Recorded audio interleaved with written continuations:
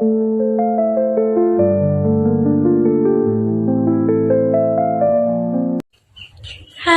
kembali lagi dengan saya. Di sini saya akan menjelaskan tentang definisi penyakit Alzheimer. Apa sih penyakit Alzheimer itu? Penyakit Alzheimer adalah penyakit otak yang menyebabkan penurunan daya ingat, kemampuan berbicara dan berpikir, serta perubahan perilaku.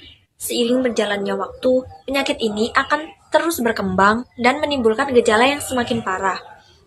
Alzheimer juga dapat menyebabkan penderitanya mengalami cemas dan linglung, serta selalu mencurigai orang lain. Pada akhirnya, penderita Alzheimer akan selalu merasa sulit atau tidak mampu menjalani aktivitas sehari-hari. Penyebab dari Alzheimer belum diketahui, tetapi ada teori yang mengatakan bahwa Alzheimer terjadi karena adanya penumpukan protein-protein di dalam sel-sel otak. Protein tersebut seperti protein amiloid dan protein tau. Selain itu, ada beberapa faktor yang mempengaruhi terjadinya Alzheimer. Yang pertama, ada faktor genetik dari orang tua. Kemudian ada faktor lingkungan seperti polusi udara dan paparan zat kimia. Kemudian ada faktor gaya hidup. Orang yang cenderung beraktivitas lebih, resikonya sangat rendah terkena Alzheimer. Kemudian ada faktor infeksi, seperti infeksi herpes simpel tipe 1. Dari penyebab, ada beberapa gejala yang akan dialami pasien Alzheimer, seperti kesulitan dalam berpikir, kesulitan dalam pengucapan kata, kebingungan, tidak bisa melakukan aktivitasnya sehari-hari, tidak bisa berkonsentrasi, suasana hati mereka sangat agresif, mudah marah, mudah cemas, tidak bisa mengatur dirinya sendiri, tidak akan merasakan ketenangan.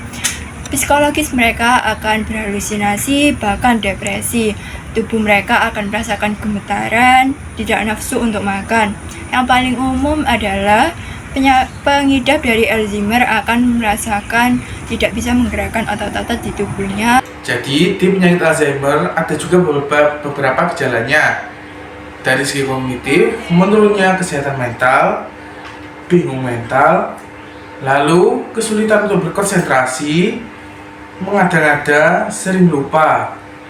Dan dari segi perilaku seperti sifatnya agresif, perubahan kepribadian, sulit untuk menjaga diri sendiri, dan mengucapkan kata yang tidak perlu. Nah, lalu dari suasana hatinya sering sekali berubah atau berubah. Dan juga ada dari segi tubuhnya sendiri, yaitu gelisah atau kehilangan nafsu makan. Lalu dari segi umum, hilangnya kemampuan untuk menggerakkan otot. Dan dari segi suasana, berubah-ubahnya sikap atau berubah, dan juga bisa terkena kesepian. Lalu dari segi psikologi bisa terkena halusinasi, depresi, paranoia. Dan juga dari efek dari tubuh bisa kehilangan nafsu makan atau gelisah. Setelah itu, dari segi umumnya, kehilangan kemampuan untuk menggerakkan otot atau ucapan yang membingungkan. Penanganan Alzheimer sendiri masih sangat terbatas karena penyebab atau patofisiologis yang belum jelas. Nah, tapi selain itu kita bisa melakukan beberapa hal. Seperti yang pertama, memperkenalkan foto-foto anggota keluarga. Lalu yang kedua, dengan memenuhi kebutuhan sehari-hari pasien. Lalu yang ketiga, kita bisa memberikan beberapa obat yang telah diresepkan oleh dokter. Nah, obat-obatnya apa aja sih? Nah, yang pertama ada inhibitor kolinesterase. Ini berfungsi untuk memperbaiki memori. Lalu yang kedua ada nootropik. Nootropik sendiri adalah obat untuk memperbaiki fungsi kognisi dan juga proses belajar.